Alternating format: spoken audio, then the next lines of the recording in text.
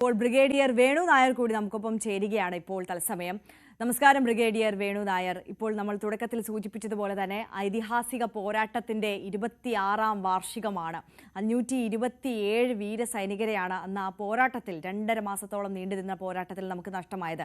ആ വീരസൈനികരെ, വീരമൃത്യു വരിച്ച സൈനികരെ ഓർത്തുകൊണ്ട് തന്നെ നമുക്ക് ആ ഐതിഹാസിക ദിനങ്ങളിലേക്കൊന്ന് തിരിഞ്ഞു നോക്കാം അല്ലേ?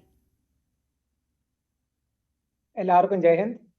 ഇന്ന് പറഞ്ഞതുപോലെ കാർഗിൽ വിജയ ദിവസത്തിന്റെ 26ാമത്തെ വാർഷികമാണ്. ഇത് ഇപ്പൊ നമ്മുടെ റിപ്പോർട്ടർ പറഞ്ഞതുപോലെ ഒരു സമ്മറിയാണ് അദ്ദേഹം നൽകിയത്. നമുക്ക് 1947 മുതൽ പാകിസ്ഥാനുമായിട്ടുള്ള പ്രശ്നങ്ങളുണ്ട്. അത് നമ്മൾ ഉണ്ടാക്കുന്നതല്ല. എല്ലാം ഇനീഷ്യേറ്റീവ് എടുക്കുന്നത് പാകിസ്ഥാനായിരുന്നു. 47ലും 65ലും നുഴഞ്ഞുകയറ്റക്കാരെയാണ് അവർ മുമ്പേ വിട്ടത്.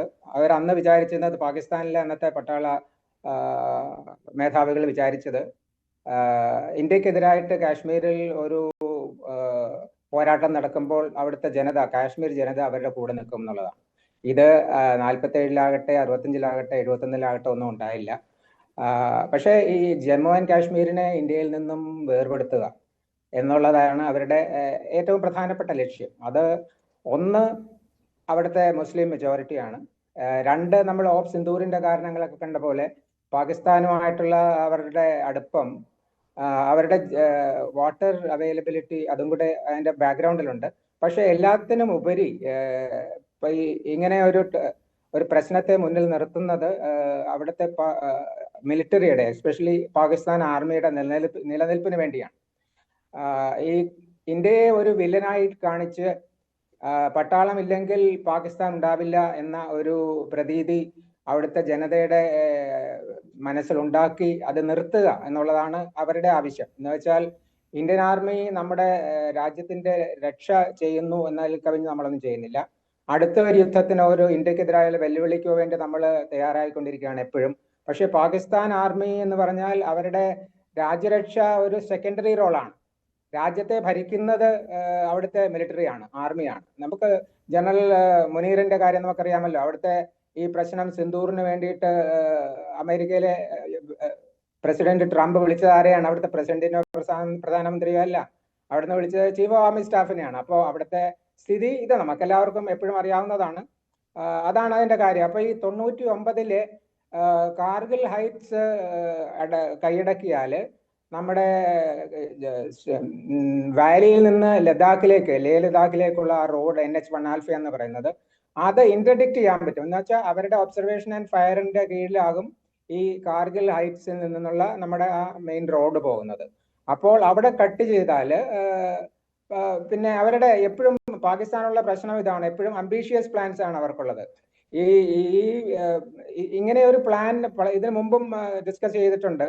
ബെനസീർ ഭുട്ടോന്റെ കാലത്ത് ചെയ്തിട്ടുണ്ട്, അതിന്റെ മുമ്പിലും ചെയ്തിട്ടുണ്ട്. പക്ഷേ നമ്മുടെ ചീഫ് ഓഫ് ആർമി സ്റ്റാഫ് ഇതിന്റെ കഴിഞ്ഞിട്ട് വന്ന ആ 98-ലാണ് പിന്നെ ഇത് ഓപ്പറേഷണൽ അലമാരയിൽ നിന്ന് എടുത്ത് പൊഴുതേട്ടി അന്നത്തെ മുഷറഫ് കൊണ്ടുവരുന്നത്. അദ്ദേഹം ചീഫ് ഓഫ് ആർമി സ്റ്റാഫ് ആയിരുന്നു. അദ്ദേഹം ഈ സ്ഥലങ്ങളിൽ ബ്രിഗേഡിയർ ആയിട്ടൊക്കെ, ഈ സിയാച്ചിനിൽ എനിക്ക് ഓർമ്മയുണ്ട് 87-84-ലൊക്കെ അദ്ദേഹത്തിന്റെ പേര് നമ്മൾ കേട്ടിട്ടുണ്ട്. അപ്പൊ അദ്ദേഹം അതിന്റെ ടോപ്പിൽ വന്നപ്പോൾ അവിടുത്തെ ഫോഴ്സ് കമാൻഡ് നോർത്തേൺ ഏരിയ എന്ന ആ ഒരു കീഴിലാണ് ഈ പ്രദേശങ്ങൾ പാകിസ്ഥാന്റെ സൈഡിൽ വരുന്നത്. അവിടുത്തെ GOCയും ഇങ്ങനെ ചീഫ് ഓഫ് ആർമി സ്റ്റാഫിന് മാത്രം അറിയാവുന്ന ഒരു പ്ലാൻ ആയിരുന്നു. അത് അന്നത്തെ പ്രസിഡന്റിനോട് ഡിസ്കസ് ചെയ്തിട്ടില്ല എന്നാണ് പറയുന്നത്. പക്ഷെ അതെനിക്ക് വിശ്വസിക്കാൻ പറ്റില്ല. അപ്പൊ അതുകൊണ്ട് ഇന്ത്യയും ഇത് നമ്മുടെ ഇവിടെ ശ്രീ വാജ്പേയിയുടെ കാലത്താണ്.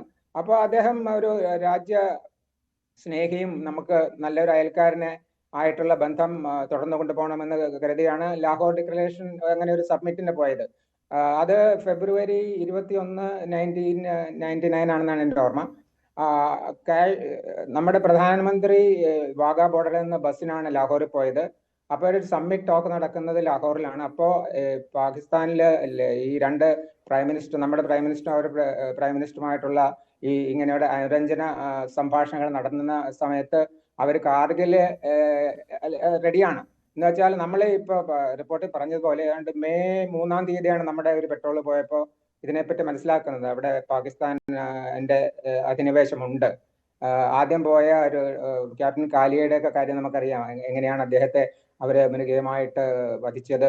ജനീവ കൺവെൻഷനോ അങ്ങനെയുള്ള ഒന്നും ഓർക്കാതെ അങ്ങനെയുള്ള അങ്ങനെയാണ് നമ്മൾക്ക് ഒരു വിൻഡ് കിട്ടുന്നത്. ഇങ്ങനെ ഇവിടെ ഓക്യുപ്പൈഡ് ഇതൊക്കെ വിൻഡോ വെക്കേറ്റഡ്. ഇപ്പൊ എല്ലാവർക്കും ചില ഇപ്പോഴത്തെ പിള്ളേർക്ക് അറിയില്ലായിരിക്കും. വിൻഡോ വെക്കേറ്റഡ് പോസ്റ്റ് ആണ്. ഒരു 100-150 കിലോമീറ്റർ ഫ്രണ്ടേജില് ഈ ദ്രാസിലൊക്കെ ഇപ്പോ ആരെങ്കിലും ബൈ റോഡ് ശ്രീനഗറിൽ നിന്ന് ലേ പോയിട്ടുള്ളവർക്കറിയാം. ദ്രാസിലേക്ക് ചെല്ലുമ്പോഴേ അവിടെയുള്ള കാറ്റും അങ്ങനെയുള്ള അവിടുത്തെ ഹൈറ്റ് ആൻഡ് 15,000 to 18,000 ഫീറ്റുകളിലാണ് ഈ കൊടിമുടികൾ ഉള്ളത്. അപ്പൊ അവിടെ ഓക്യുപ്പൈ ചെയ്ത് ഒരു 98 അവസാനത്തിൽ അവർ തുടങ്ങിയതായിരിക്കും ഈ ഒരു ഓക്യുപ്പേഷൻ. അതുകൊണ്ട് ഈ അവരുടെ വിചാരം നമ്മൾ ഇന്ത്യ റെസ്പോണ്ട് ചെയ്യില്ല എന്നാണ് ചൈനയും വിചാരിച്ചത്. അങ്ങനെ തന്നെ. പക്ഷേ എല്ലാ കാൽക്കുലേഷനും പാർട്ടി പുറത്തുകൊണ്ട് നമ്മുടെ ആർമിയുടെ അന്നത്തെ യങ് സോൾജിയേഴ്സും അവരുടെ യങ് ലീഡേഴ്സും ഒക്കെയാണ് നമുക്ക് ഇപ്പോൾ ഓർത്തെടുക്കേണ്ടത്. ഇപ്പൊ നമ്മൾ പറഞ്ഞ പോലെ 527 സൈനികരാണ് അവിടെ ആത്മാഹുതി ചെയ്തത്. നമ്മുടെ രക്ഷയ്ക്ക് വേണ്ടിയിട്ടാണ് അവർ ചെയ്തത്. അതിൽ എനിക്ക് ഓർമ്മയുള്ളത് ഈ ഇന്ത്യൻ മിലിറ്ററി അക്കാഡമിയിലെ 100 കോഴ്സ് എന്ന് വെച്ചാൽ അത് അവര് കമ്മീഷൻ കിട്ടിയിട്ടൊരു കുറച്ച് 2-3 വർഷങ്ങളിൽ യങ് ലെഫ്റ്റനൻറ്റ്സ്, യങ് ക്യാപ്റ്റൻസ് ആയിരുന്ന 25 പേര് ആ കോഴ്സിൽ നിന്ന് ഒരു 300 പേര് പാസ് ഔട്ട് ആകുന്നതിൽ ഇൻഫൻട്രിയിൽ പോകുന്ന ഒരു 100-150 ഒക്കെ ആയിരിക്കും. അതിൽ നിന്നൊരു 25 പേര് എനിക്കറിയാവുന്നതാണ്. അവര് വീരമരണം ഏറ്റുവാങ്ങിയതാണ്. അപ്പോൾ ഇവിടെയുള്ള സാധാരണ ആക്ടിവിറ്റി തന്നെ ഒന്നും നടക്കാൻ തന്നെ അവിടെ പ്രശ്നമാണ്. ഞാനവിടെ പല പ്രാവശ്യവും പോയിട്ടുണ്ട്. ഇവിടെ സ്മൃതി മണ്ഡപത്തിൽ പോകാനും പറ്റിയിട്ടുണ്ട്. ഞാൻ ശ്രീനഗറിലുള്ളപ്പോൾ ലേയിലെ ഡ്യൂട്ടിയിൽ പോകുന്ന സമയത്ത് കൊണ്ട്. പക്ഷേ ഈ ഓപ്പറേഷൻ നടക്കുന്ന സമയത്ത് ഞാൻ ആർമി ഹെഡ്ക്വാർട്ടേഴ്സിലാണ്. ആർമി ഹെഡ്ക്വാർട്ടേഴ്സിൽ ഇന്ത്യൻ മിലിറ്ററി ഓപ്പറേഷൻ ബ്രാഞ്ചിൽ ഉണ്ടായിരുന്ന എൻ്റെ സുഹൃത്തിന്റെ കാര്യം ഈ May 1 അവര് എന്നോട് പറയുമായിരുന്നു, ഇങ്ങനെ ഭയങ്കര ഒരു പ്രശ്നമുണ്ട് അവിടെ, എങ്ങനെ വരുമെന്ന്. ആ സമയത്ത് നമ്മുടെ ചീഫ് ഓഫ് ആർമി സ്റ്റാഫ് പുറത്തായിരുന്നു എന്നാണ് എൻ്റെ ഓർമ്മ.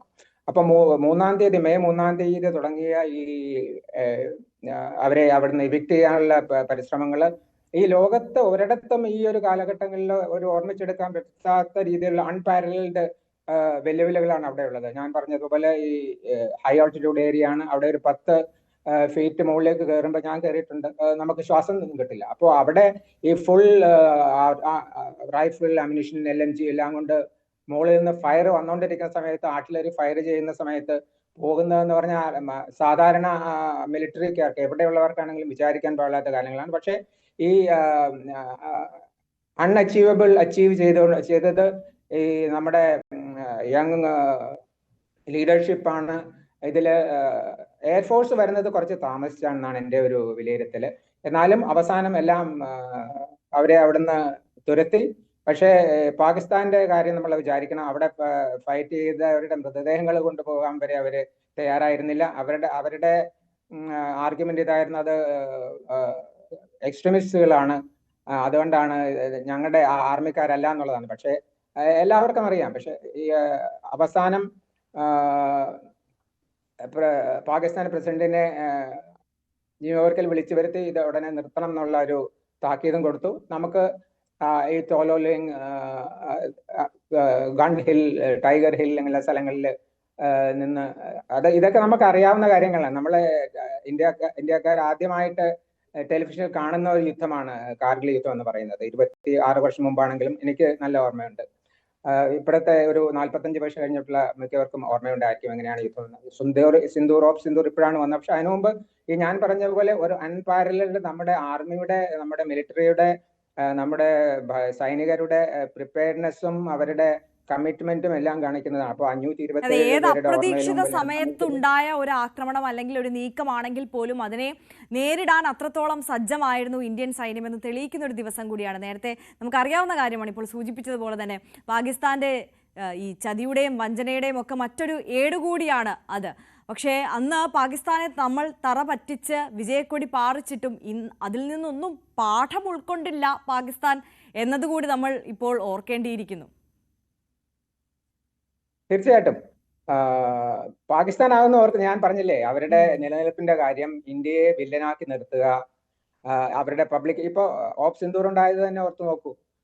ഒരു കാര്യമില്ലാത്ത സമയത്താണ് അവർ ഓപ്പ് സിന്ദൂർ കൊണ്ടുവരുന്നത്. അവിടെ നമ്മുടെ രീതിയിൽ ഞാൻ ആർമിയിൽ 37 വർഷം സെർവ് ചെയ്ത് എല്ലാ തലങ്ങളിലും ആർമി ഹെഡ്ക്വാർട്ടേഴ്സ് വരെ നോർത്തേൺ കമാൻഡ് ഹെഡ്ക്വാർട്ടേഴ്സിൽ ഞാൻ ഓപ്സ് ബ്രാഞ്ചിൽ 3 വർഷം ഉണ്ടായിരുന്നു. അപ്പൊ നമുക്ക് നമ്മുടെ അതിർത്തികളെ രക്ഷിക്കുക എന്നതിൽ കവിഞ്ഞ് നമ്മുടെ പ്ലാനുകളിൽ അവിടെയാണ് ലിമിറ്റ് ചെയ്തിരിക്കുന്നത്. പക്ഷെ ആവശ്യമുണ്ടെങ്കിൽ കണ്ടിജൻസി പ്ലാൻസ് നമുക്കുണ്ട്. പക്ഷെ അതിന്റെ ആവശ്യം നമ്മൾ ഇത്രയും വർഷങ്ങളായിട്ട് നമ്മൾ കാണിച്ചിട്ടില്ല. അപ്പോൾ നമുക്ക് നമ്മുടെ അയൽക്കാരെ നമുക്ക് ചൂസ് ചെയ്യാൻ പറ്റില്ല എന്ന് പറയുന്ന പോലെ വി ആർ ഇങ്ങനെ ഒരു പാകിസ്ഥാനും ഒരു ചൈന നമുക്ക് ചൈനയുമായിട്ട് നമുക്ക് അതിർത്തി വരുന്നത് 1959 അവര് ടിബറ്റ് കീഴടക്കുമ്പോഴാണ്.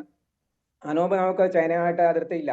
അപ്പൊ ഈ പറഞ്ഞു വരുന്നത് ഓഫ് സിന്ദൂറിൽ അവരെന്തിനാണ് ചെയ്തത്? അവിടെ ആർമി ഒരു ബാഡ് ഇമേജിൽ വരുന്നു, ഇമ്രാൻഖാന്റെ റേറ്റിംഗ് കൂടുന്നു. അപ്പൊ അവരുടെ നിലനിൽപ്പിന് വേണ്ടിയിട്ടാണ് പഹൽഗാം ചെയ്തത്.